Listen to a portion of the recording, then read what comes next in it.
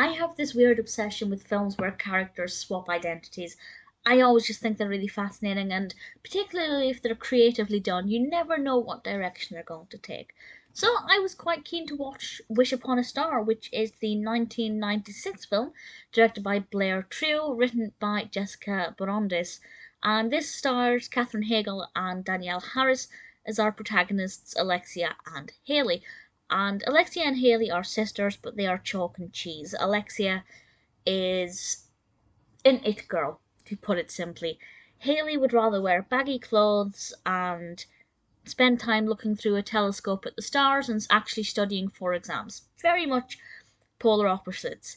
One day, Hayley wishes upon a star because even though she's not like her older sister, actually, I never did establish if it's her older sister or not. Something I found quite weird is that they were in one of the same classes together. Never really understood what was going on there. But I believe she is her older sister, and she wishes upon a star that she could be a little bit more confident and a little bit more popular like her. The next morning, they wake up, they have changed bodies. And I will say, first of all, I do become, the older I get, the more cynical I become with these narratives, because my first thought is just, why don't you just not go into school while you try and solve this problem? But that would be a very short and very boring film. So they do both go into school and they have to try and fit in each other's worlds. What I found particularly interesting is that it was much more of a complicated experience for Hayley. It just so happens that she kind of has a crush on her sister's boyfriend. So the fact she gets to spend some time with him under the guise of her sister was interesting and certainly led us to some moral questions, and I never really felt like she was struggling to be her sister. I feel like she actually got a lot out of it and enjoyed that time.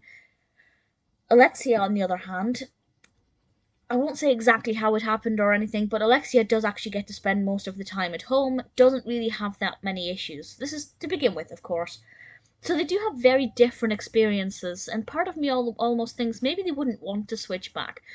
Something I loved is that Alexia eats a lot of food, because obviously being an it girl, she doesn't really want to eat carbs or ice cream or anything like that. But when she's in her sister's body, who cares? And I have to say, most of us would probably do the same. If we were in somebody else's body for a day, let's eat everything and trash their physique and ruin their health, just because we can. I think her attitude and her behaviours were very realistic, and actually is what somebody would do if they were in somebody else's body for a day. Hayley's a little bit disturbing, to be honest, with the way she behaves around her sister's boyfriend. But again, it's kind of believable. It's something she wanted to attain. She's been admiring this boy for quite a long time. Here he is. Will they actually decide to swap back? And if so, how can they actually do that? This is not as problematic as a lot of these films. You know, there are certain films, mostly when it's a parent and a child who swap bodies. I am thinking of the many versions of Freaky Friday, where they do cause quite a lot of severe problems. This one, it's not as problematic for the characters. Situations aren't quite as troublesome. As the film progresses, that does become the case. They do get into slightly more sticky situations, but I feel like it wasn't as chaotic as it could have been, and that made it a little bit more believable somehow. And I felt like their actions and their reactions were a lot more realistic. Sure, that meant the film wasn't as necessarily as exciting as it could have been, but I actually felt like I was believing the characters and their actions a lot more. Certainly, as I said, with Alexia. And I think the characters are very well acted. When Katherine Heigl and Danielle Harris take on the opposite characteristics of their characters, I think they handle it very well. I feel like I was never struggling to keep up with which character was being played by whom. And that can be a problem sometimes with these films. They do mess with your mind, that's part of the fun. But there are some films with body swaps or identity swaps where they're not very easy to keep up with, but this one, no problems at all. It's not a perfect film. The narrative is not that exciting, to be perfectly honest, but I actually really appreciated how realistic it was.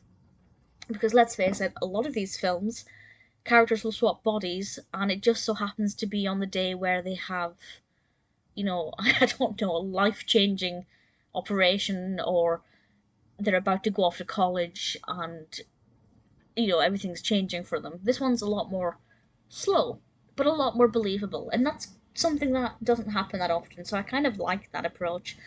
It's not a film I'll ever watch again. It's not a film that's in my top 10 all-time favourite films, doesn't even come close to it. But I had fun watching it. I thought it was pretty decent. There were parts of it that I thought were quite slow to progress, and I think there were elements of it that could have been done differently. But I liked the acting, I liked the characters, I like how believable most of it was. I can't really fault it. It's not perfect, but if you like this kind of film, I think you'll probably like it.